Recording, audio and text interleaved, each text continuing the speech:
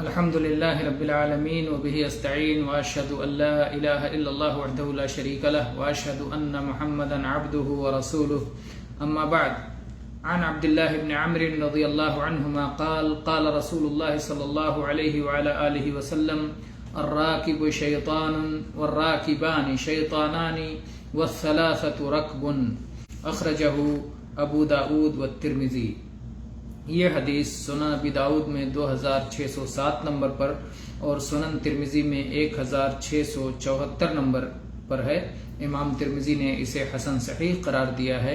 عبداللہ ابن عمرو رضی اللہ عنہما بیان کرتے ہیں کہ اللہ کے رسول صلی اللہ علیہ وآلہ وسلم نے ارشاد فرمایا: ایک شخص اکیلا تنہا سفر کرنے والا شیطان ہے، اور ایسے ہی دو لوگ مل کر سفر کرنے والے، ایک ساتھ دو لوگ سفر کرنے والے، یہ بھی دو شیطان ہیں. اور جب تین لوگ مل کر سفر کریں تو یہ قافلہ بن جاتا ہے، کارواں بن جاتا ہے، یہ مجموعہ اور گروپ بن جاتا ہے. ایک شخص اکیلے تنہا سفر کرنے والا شیطان ہے. کیوں؟ اس لیے کہ اکیلے اور تنہا سفر کرنا شریعت میں منع ہے، اور جس چیز سے شریعت میں ممانعت ہو وہ عمل کرنے والا شیطان ہے. تو اس حساب سے ایک شخص تنہا سفر کرنے والا شیطان ہے، اور دو لوگ بھی سفر کرنے والے شیطان ہیں، اس لیے کہ صرف دو لوگوں کا سفر کرنا یہ بھی ممنوع ہے، اس لیے اس طرح کا عمل کرنے والا بھی شیطان ہے. اور جب تین لوگ ہو جائیں تو پھر وہ قافلہ بن جاتا ہے، اور تین لوگوں کے سفر کرنے کی ایک ساتھ اجازت دی گئی ہے. یہ ان راستوں کی بات ہے جن راستوں پر آمد و رفت نہ ہوتی ہو، جو تنہائی راستے ہوں، جس پر شیطان کا گزر ہو، جس پر خطرات ہوں، جس میں چور ڈاکو ہوں، جس میں جو ہے نقصان دہ چیزیں ہوں.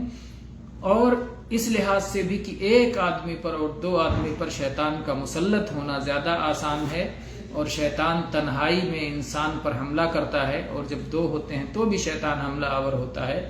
لیکن جب مجموعہ ہوتا ہے، بہت سارے لوگ، تین یا اس سے زیادہ لوگ ہوتے ہیں، تو شیطان کا حملہ کم سے کم ہوتا ہے.